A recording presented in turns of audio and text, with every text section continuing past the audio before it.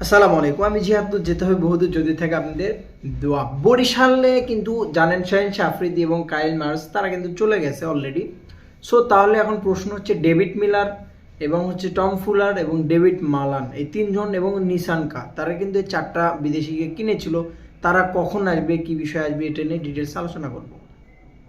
প্রথমে ডেভিড মালানের বিষয়ে আসি। ডেভিড মালানের বিষয় হচ্ছে যে সে কিন্তু IL-T20 অর্থাৎ এই সেট সাউথ আফ্রিকাতে যে লিগটাতে হচ্ছে সেখানে তার চুক্তিবদ্ধতার কথা ছিল এবং চুক্তিবদ্ধ হয়েছিল একটা দলের সাথে, বাট ফরচুন বরিশাল তাকে চেয়েছিল এবং তামিম ইকবাল তার সাথে যোগাযোগ করেছে এবং কথা বলেছে যে তাকে হয়তো বা 4 ম্যাচের জন্য নিয়ে আসার জন্য কথা হয়েছে। কারণ বরিশালের টিমটা এভাবেই সাজিয়েছে যে সিলেট পর্ব ঢাকা পর্ব মিলিয়ে শাহিন আফ্রিদি, কাইল ম্যাটস বা অন্য যেগুলো বিদেশি আছে তারা সার্ভিস করবে। সো সাথে কিন্তু ফাহিম আশরাফ তার আগে থেকে আসেই, সে থেকে যাবে। তো তারা সার্ভিসটা শেষ করার পরে সিলেট পর্ব শেষে পাকিস্তানের শাহিন আফ্রিদি এবং কাইল ম্যাটস চলে যাবে।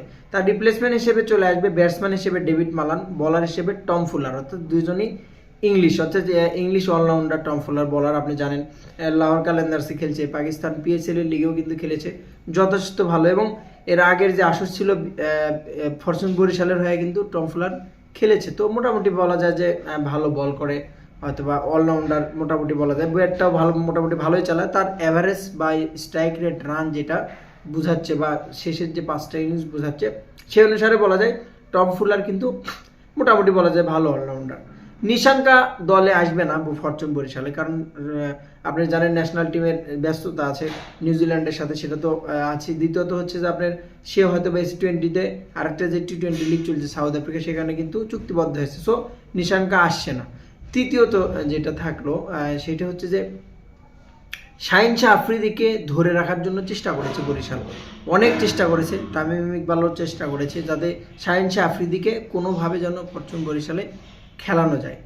ডেভিড মিলারের বিষয়ে আসি। ডেভিড মিলার কিন্তু আসবে হয়তো বা 2 ম্যাচের জন্য। যদি আপনার ফরচুন বরিশাল ফাইনাল বা সেমিফাইনাল যখন কোয়ালিফাই করবে, সেমিফাইনালে যাবে বা ফাইনালে যেতে পারে বা গ্রুপ স্টেজে যখন যাবে, অর্থাৎ প্রথম স্টেপ শেষে, সেই সময় যায় কিন্তু তারা মিলারকে আগমন ঘটাবে এবং মিলারকে তার সাথে মিলারের সাথে কন্ট্যাক্টটা এভাবে হয়েছে। এবং টম ফুলার, মিলার এবং হচ্ছে ডেভিড মালান তারা যদি ফরচুন বরিশাল ফাইনালের দিকে যায় বা ভালো কোনো পজিশনে যায়, সেই সময় তারা দলের সাথে যোগ দেবে, এমনভাবেই কন্ট্যাক্ট করেছে ফরচুন বরিশাল। তবে দলটা কিন্তু দেখেন একটা জিনিস, প্ল্যান গোছানো যে জিনিসটা আমার বরিশালে যেটা মনে হয়েছে যে একটা পর্ব শেষে বিদেশি প্লেয়ার চলে গেলে আর একটা বিদেশির যেন ঘাটতি না আসে, এই ঘাটতিটা কিন্তু তারা কখনো হতে দেয়নি এখন পর্যন্ত। কিন্তু মোটামুটি সেই প্ল্যানে কিন্তু ফরচুন বরিশাল সাকসেস, যদিও শেষের যে ম্যাচটা রংপুরের কাছে হেরেছে কাকতালীয়ভাবে, খুবই অবিশ্বাস্য।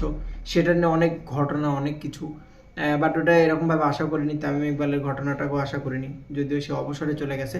বাট সব মিলে আমি বলবো যে ফরচুন বরিশালের টিমটা মোটামুটি গোছানো একটা টিম। তারা কিন্তু বিদেশিদের ঘাটতি কখনোই দেখতে দিচ্ছেন না বা বুঝতে দিচ্ছেন না। তো বেস্ট অফ লাক। BPL এ ফরচুন বরিশাল ভালো কিছু করুক, আশা করছি। ভালো থাকবেন। আসসালামু আলাইকুম।